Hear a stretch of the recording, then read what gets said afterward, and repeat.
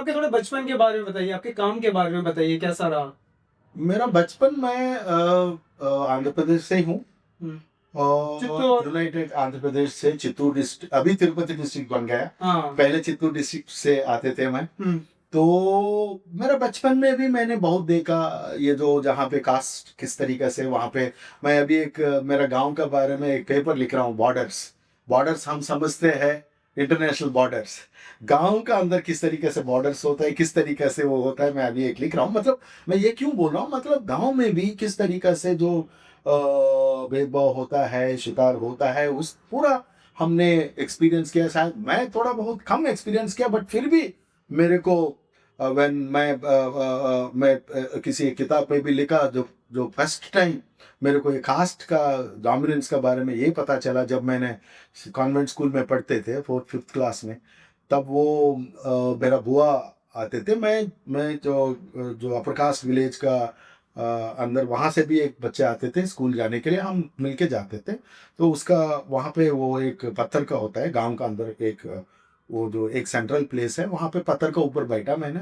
मुझे पता नहीं था उसका ऊपर बैठा तो क्या होगा, मतलब वो पत्थर है, मैंने बैठा वहाँ पे। हुँ। तो मेरा बुआ गवर्नमेंट एम्प्लॉय थे, तो इसलिए थोड़ा बहुत हम पापा और बुआ गवर्नमेंट एम्प्लॉयज थे, थोड़ा 4th क्लास एम्प्लॉयज थे। तो वो लोग तो इसलिए हम मैं ज़्यादा वो जो नहीं फेस किया, बट यूनिवर्सिटी वहाँ पे वो अलग स्टोरी है। तो जब मेरा बुआ जाते जाते बोला, भाई आप उठो, क्यों यहाँ पे बैठा। तो मैंने मेरा चाइल्ड मतलब वो जो बचपन का जो याद अभी भी है। तो मैंने पूछा क्यों, नहीं नहीं हम यहाँ पे नहीं बैठ सकते। हुँ। तो वो फिर मेरा फर्स्ट कास्ट एक्सपीरियंस का जो है, कास्ट मतलब क्या हो। तो वहां से जब मैं साइकिल में जाते थे, लोग मेरे को घुर घुर के देखते थे। नो ये वहां से फिर जो ग्रेजुएशन किया नागार्जुन सागर में, AP residential degree college Nagarjuna Sagar में, जब मंडल कमीशन बहुत वाइब्रेंट थे। मैं कोटा चाइल्ड हूँ, मैं मंडल प्रोडक्ट हूँ। 1991 में जो यूनिवर्सिटी ऑफ हैदराबाद में ज्वाइन हुआ, बहुत वहाँ पे इंटेंस पूरा एकदम कैंपस डिवाइडेड थे, मंडल प्रो मंडल का। तो उस माहौल से हम सोशल मूवमेंट्स, अलग अलग सोशल मूवमेंट्स में मैं जुड़ी हुआ। दलित मूवमेंट हो या एनी अदर प्रोग्रेसिव मूवमेंट्स हो, सब मूवमेंट्स के साथ जुड़ी हुआ था मैं।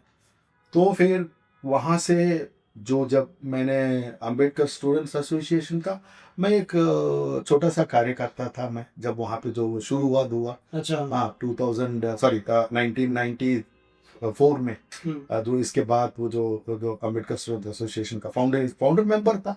तो देर वॉज ऑफिस बेरर्स अलग थे। तो वहाँ से हमारा जर्नी शुरू हुआ। रैगिंग का खिलाफ मैंने लड़ाई किया, डिस्क्रिमिनेशन का खिलाफ मैंने वहाँ पे लड़ाई किया। और अभी भी याद है मेरे को, 1999 में यूजीसी ने एमफिल पीएचडी में रिजर्वेशंस को हटा दिया 1999 में।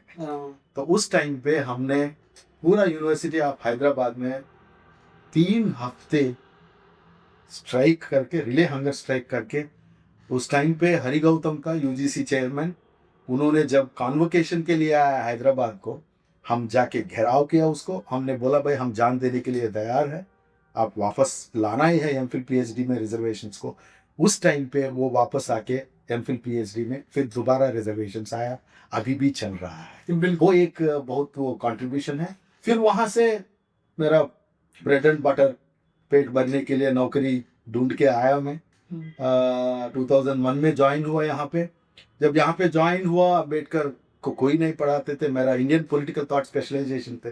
तो मेरे को कमांड मिला, भाई मैं तो मेरा post specialization Ambedkar Indian political thought है, मैंने अम्बेडकर पे काम किया। यहाँ पे दूसरा तरीका से पढ़ाते थे। मैं फर्स्ट टाइम इंट्रोड्यूस किया अम्बेडकर को इस यूनिवर्सिटी में। बाद में अंडरस्टैंडिंग अम्बेडकर का कोर्स आया, ह्यूमन राइट्स कोर्स इंट्रोड्यूस किया, सोशल एक्सक्लूजन कोर्स इंट्रोड्यूस किया। अब सारा कोर्सेस पता नहीं उसका फ्यूचर क्या है, मुझे वो पता नहीं है। बट मैं 2014 में जब एक माहौल बना यूनिवर्सिटीज़ का अंदर भी, तो मैंने सोचा कुछ नया कोर्सेस इंट्रोड्यूस करूं पॉलिटिकल थॉट स्ट्रीम में। तो मैं इंडियन पॉलिटिकल थॉट पढ़ाता हूं एज ए कंपलसरी पेपर, और ऑप्शनल पेपर जो है मैं 3rd सेमेस्टर में दलित बहुजन पाठ पढ़ाता हूँ, जहाँ से बुद्धा से लेकर कांशीराम तक, पेरियार, अम्बेडकर, ताराबाई शिंदे, फूले, हम्म, रविदास, इन लोगों का विचारधारा पढ़ाता हूँ मैं। और उसका कंटिन्यू है अम्बेडकर इन कंटेम्प्रेरी इंडिया का। कभी एमफिल में दलित पॉलिटिक्स में कभी 1-2 साल मैंने पेपर इंट्रोड्यूस किया एमफिल में। उसके बाद आइडिएटिंग डिग्निटी करके एमफिल स्टूडेंट्स के लिए रीडिंग टेक्स्ट्स करके, तो एक एक बहुत सिग्निफिकेंट जर्नी था। मैं आई एंजॉय टीचिंग, मैं बहुत पैशनेट हूँ टीचिंग के लिए, तो I enjoy teaching end of course I enjoy doing activity. तो आपने जो काम किया है, caste discrimination and exclusion in Indian universities, right, इसमें प्रोफेसर एन सुकू कुमार ने 600 शेड्यूल कास्ट बच्चों का सैंपल लिया है, जिसमें से 188 जो थे वो फीमेल्स थी, 412 जो थे वो मेल्स थे, और ये 10 सेंट्रल और स्टेट यूनिवर्सिटीज़ को मिला के इन्होंने काम किया है।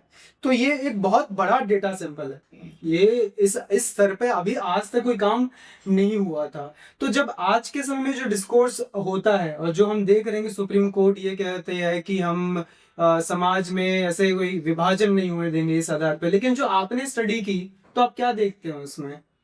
देखिए, ये मेरा स्टडी में ये निकल के आया। मेरा स्टडी जो है 600 बच्चे का आपने जो बताया, इसका अंदर जो डिवीजन जो थे स्टूडेंट्स का, जो जो मैंने जो लिया डेटा, थोड़ा बहुत मैं आपको डेटा भी बता दूंगा सो दैट वो कितना तक वो है। जो ये स्टडी मैंने 2012 गाइडलाइंस का हिसाब से वो रख के मैंने किया। तो ये भी एक इम्पॉर्टेंट चीज है बताना, ये क्यों लिखना पड़ा मेरे को। एक तो जब मैं जिस हॉस्टल में रहा हैदराबाद यूनिवर्सिटी में, वहां पे जो सेंधिल कुमार सुसाइड किया, वो जो न्यूज़ मेरे को बहुत शॉकिंग लगा जब मैंने यहीं पे पढ़ा रहा था। तो मैंने सोचा भाई जिस हॉस्टल में मैंने रहा, कहाँ गया ह्यूमैनिटेरियन, उसका बॉडी 2 दिन के बाद जो बदबू आने के बाद पता चला वो मर गया। तब तक ना उसका दोस्त लोगों ने उसके लिए नहीं ढूंढा, उसका विंगमेट्स ने ये नहीं देखा भाई ये कहाँ गया। जब मेस में नहीं मिलते हैं हम दोस्त लोग, भाई वो खाने के लिए नहीं आया, क्यों नहीं आया, वो उसको इंक्वायरी करते थे। मतलब एक कंप्लीट क्राइसिस है यूनिवर्सिटी का अंदर के ह्यूमन रिलेशंस का अंदर, जो उस कॉन्टेक्स्ट में मैंने एक कुछ लिखा और कुछ ही कॉलेज में मैंने प्रेजेंट किया। लोग मेरा मुंह पे हंसना शुरू किया, भाई आप इतना मॉडर्न डेज में भी जाति इतना भेदभाव होता है क्या। तो मुझे लगा भाई एज ए सोशल साइंटिस्ट, मैं तो सोशल साइंसेस में आपको सबूत देना पड़ेगा, डेटा तो जरूरी होता है। तो ये किताब पे काम करना उस टाइम से शुरू किया मैंने। तमाम बीच में भी बहुत सुसाइड्स पे, इफ्लू यूनिवर्सिटी में एक सुसाइड का बारे में लिखा, एक कश्मीरी स्टूडेंट का, ठीक है। उस तरीके से बहुत HCU में भी एक दूसरा स्टूडेंट का सुसाइड लिखा। फिर तो ये जब किताब लिखा मैंने, जब मैंने देखा सुसाइड्स पे कुछ किताब है क्या, स्टूडेंट सुसाइड्स पे एक भी किताब नहीं है, एक भी आर्टिकल नहीं था उस टाइम पे। शायद 1-2 होगा, मिस हो गया होगा मैं। तो मैंने सोचा भाई एक सुसाइड्स पे भी लिखना, सोच के मैंने बाल मुकुंद से लेके रोहित वेमुला तक ये 6 सुसाइड्स लिखा। ये जो गाइडलाइंस मैंने जो 2013 गाइडलाइंस में अडॉप्ट किया, इसमें 600 बच्चे का अंदर 412 मेन मतलब बॉयज और 188 फीमेल स्टूडेंट्स। इसमें अंडर ग्रेजुएट थी, बिकॉज 5 ईयर अंडर ग्रेजुएट हुआ उस टाइम पे।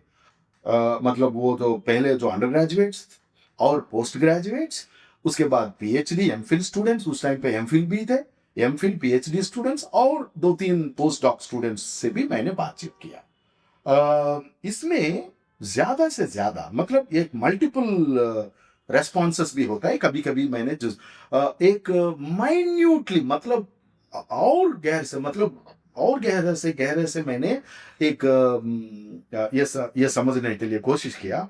उसमें वाइवा का बारे में जब मैंने सवाल पूछा डिस्क्रिमिनेशन कैसे होता है,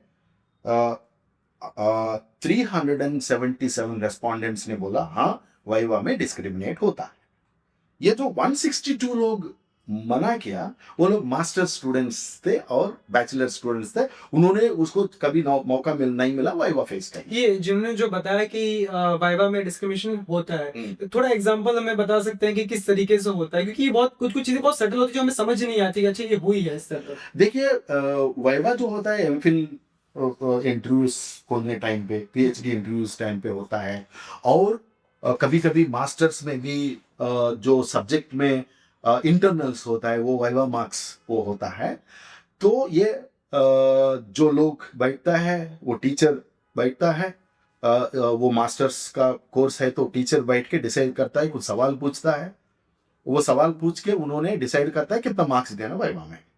तो उनको पता है कौन किसका साथ बात कर रहा है, कौन है, ये सारा चीज बहुत ओपनली होता है। मतलब अभी जेएनयू में भी एक केस, जेएनयू स्टूडेंट्स ने ये वाइवा 100% वाइवा जब किया, वो लोग कोर्ट गया, कोर्ट जाके उन्होंने बोला भाई ये जो कोर्ट भी बोला भाई 100% वाइवा कैसे कर सकते हैं आप, हाईली सब्जेक्टिव है, किस तरीका से आप मार्क्स देना डिसाइड कर रहा है।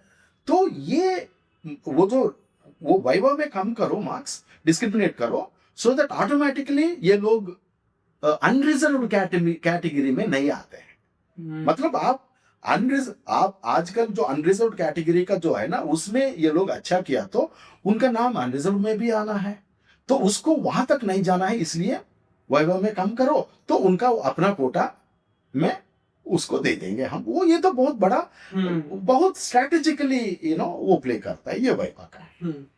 दूसरा जब मैंने सवाल पूछा रीजंस क्या है, मतलब कारण क्या है ये वाइवा डिस्क्रिमिनेशन, तो उसमें मतलब इसमें जो है 368 रेस्पोंडेंट्स जो है वो बताया कास्ट, जाति का वजह से होता है, और लैंग्वेज का वजह से 11-12 लोग, मतलब ये वाइवा का कॉन्टेक्स्ट में 12 लोग बोला लैंग्वेज का वजह से होता है, जेंडर का वजह से होता है 5 लोग, उस तरीके से उन्होंने मेरा स्टडी आया। खतरनाक चीज ये है, मतलब एक बहुत इंपॉर्टेंट चीज मैं बताना चाहूंगा, जो फेलोशिप्स मिलता है बच्चे को, उसका ऊपर एक इतना हेटरिड है। मतलब जब जेआरएफ मिलते थे, जो बच्चे SC ST सब लोग मिलते थे, ओपनली जेआरएफ लिखते थे, किसी को मिलते थे किसी को नहीं मिलते थे, बहुत कंपटीशन होते थे, दलित ज्यादा से ज्यादा दलित बच्चे को नहीं मिलते थे, वो तो उनका उतना एकेडमिक कैपिटल भी नहीं है। तो प्रोफेसर थोरट ने, जब उन्होंने चेयरमैन था, उन्होंने क्या किया, राजीव गांधी फेलोशिप्स लेके आए, जो SC ST बच्चे को SC ST OBC बच्चे को मौका मिलने देने के लिए। तो जब ये लोग ये फेलोशिप अवेल करना शुरू किया, जो मेरा सवाल था क्या परसेप्शन है आपको जो फेलोशिप मिलता है, दूसरा लोगों का परसेप्शन क्या है, ये मल्टीपल जो आंसर्स है, बहुत लोग बहुत एनवी फील होता है, मतलब 402 रेस्पॉन्सेस है एनवी, मतलब हाँ मतलब गुस्सा, एक एक एक हेट्रेड काइंड ऑफ थिंग। ये जो ह्यूमिलिएटिंग जो है ना, मतलब कास्टिगेट, हाँ तुमको मिल ही जाता है, तुम तो हरिजन हो, तुम तो सरकार का दामाद हो, तुमको मिल ही जाता है। तो उस तरीके से 290 लगभग 290 298 रेस्पॉन्सेस आया। अनवर्दी मतलब हाँ तुम लायक ही नहीं है, तुमको कैसा फेलोशिप मिलता है, मतलब एक एक एक एक जजमेंटल। बिल्कुल, ये दिखता भी है, जैसे कि पूरा पूरा विवाद छिड़ा, तो ट्विटर पे मैं एक ट्वीट देख रहा था जिसे अब एक्स कहा जाता है, कि ये वो कानून है जिसकी वजह से अब गधों को भी घोड़ा हाँ बनाया जाएगा। हाँ, बट ये नहीं है सब लोग ऐसा ही है। जो मेरा रेस्पॉन्सेस में ये भी आया, लगभग 140 रेस्पॉन्सेस जो है वो लोग अच्छा फील हो, हाँ चाहे आप डिजर्व करते हैं, आप मेहनत करते हैं, आपको मिलना चाहिए। मतलब देखिए किस तरीका से वो रेस्पॉन्सेस है, तो ऐसे बहुत तरीका से है। मैंने पूरा वो ये पूरा डेटा बोलता रहा तो फिर और चलता रहेगा। बिल्कुल, पर ये समझ आ रहा है कि हाँ, परपेचुएटर्स, डोमिनेंट परपेचुएटर्स कौन है, ये जो डिस्क्रिमिनेशन का classroom, again forms of discrimination जो है क्लासरूम का, लैब में कास्ट डोमिनेंट नंबर 434 लोग बोला, लैंग्वेज 260 लोग बोला, that these are the this is the reason for discriminating. Ideological, खासकर पिछले 10-15 साल से ये आइडियोलॉजिकल डिस्क्रिमिनेशन भी ज्यादा हो रहा है। कौन किस तरीका से आप आइडियोलॉजी के बिलोंग करते हो, उस तरीके से भी आइडियोलॉजी डिस्क्रिमिनेशन हो रहा है। अपीयरेंस, मतलब आप अच्छे दिख रहे हो, गंदे दिख रहे हो, ये बहुत तमाम चीज है। कैसे खा रहे हो, जैसे मैं एक एग्जांपल बोलूं, जब हम यूनिवर्सिटी ऑफ हैदराबाद में मेस में बैठ के खाना खाते थे, वो बहुत जोकिंगली बोलते थे, वो जो मेस में सर्व करते थे, वो नॉन टीचिंग एम्प्लॉय, अरे यार हम मर रहा है इस टेबल को सर्व करने के लिए, पूरा बकेट बकेट दाल खा रहा है आप लोग। मतलब देखिए, एक उनका मन में वो डिस्क्रिमिनेशन का बात अलग है, मतलब वो नहीं हो सकता है। बट एक जो है, आप इस टेबल का हमने बकेट बकेट खा रहा है, मतलब भाई हाँ भाई, हम घर पे तो हमको एक ही बार मिलता है अच्छा खाना। अब जब हम यूनिवर्सिटी में आए तो हम हमारा फेलोशिप से खा रहे हैं हम, तो मतलब अलग अलग तरीका से, इस तरीके से हॉस्टल में बहुत अलग अलग कॉन्टेक्स्ट होता है डिस्क्रिमिनेशन। बिल्कुल। और इस बात का मैं आपको एक छोटा सा एग्जांपल, जस्ट ये हम एक छोटा सा ब्रेक ले रहे थे, कुछ खा पी रहे थे, तो मैंने उनको बताया कि मैं जहाँ से आता हूँ वहाँ पे अब सावरकर और मोदी भी पढ़ाया जा रहा है। तो प्रोफेसर ने ऐसा नहीं बोला कि क्यों पढ़ाया जा रहा है, उन्होंने बोला कि उनको भी पढ़ाओ और बाकी जो विचारधारा उनको भी पढ़ाओ, और लोगों को तब पता चलेगा कि कौन सही और कौन गलत है। तो जो इंक्लूसिव होने की पॉलिटिक्स है, जो सबको समान स्तर पर रख के देखने की ज़रूरत है हमें समाज में। ऑफ कोर्स प्रोफेसर का जो काम है, प्रोफेसर की जो हमने बातें सुनी, उससे बिल्कुल ये स्पष्ट नज़र आता है कि इस देश में आज जिस स्तर पे राजनीति हो रही है वो ज़रूर थोड़ी सी निराशाजनक है, लेकिन प्रोफेसर जैसे इस देश में लोग हैं वो जो काम कर रहे हैं, उससे थोड़ी बहुत आशा नज़र आती है, और उसी आशा को लेके हम एक अच्छा समाज भारत में ज़रूर बनाएंगे।